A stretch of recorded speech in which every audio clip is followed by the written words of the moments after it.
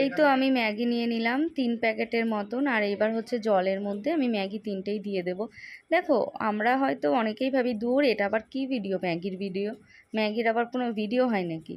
সত্যি হয় না, আবার বলবো সত্যিই হয়। তোমরা ভিডিওটা পুরো দেখলেই বুঝতে পারবে কেন বললাম। তো যাই হোক, ভিডিওটা আমি হচ্ছে একটু নতুনত্ব করে আজকে করব, তাই ভাবলাম একটু তোমাদের দেখাই।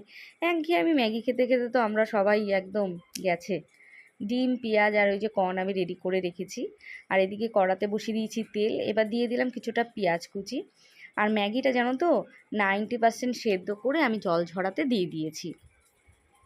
আর পেঁয়াজটা এবার তেলের মধ্যে একটুখানি আমি ভেজে নেব।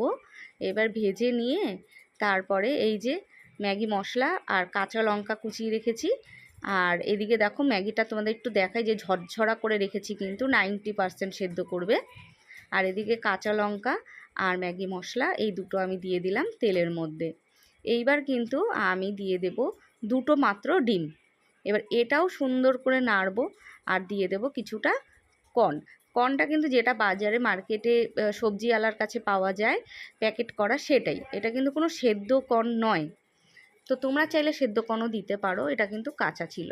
এটাই খেতে বেশি ভালো লাগে, মিষ্টি মিষ্টি লাগে।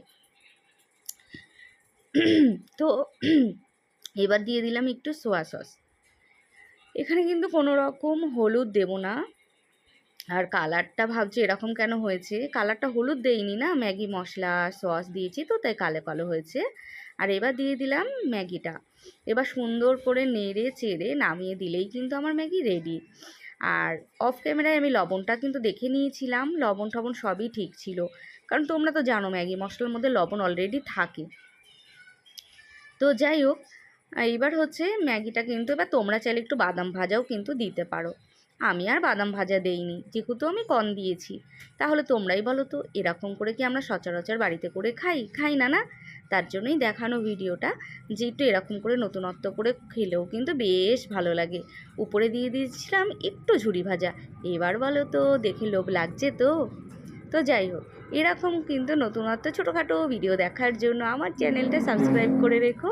তাহলে আজকে এখানেই রাখছি, সবাই খুব ভালো থেকো।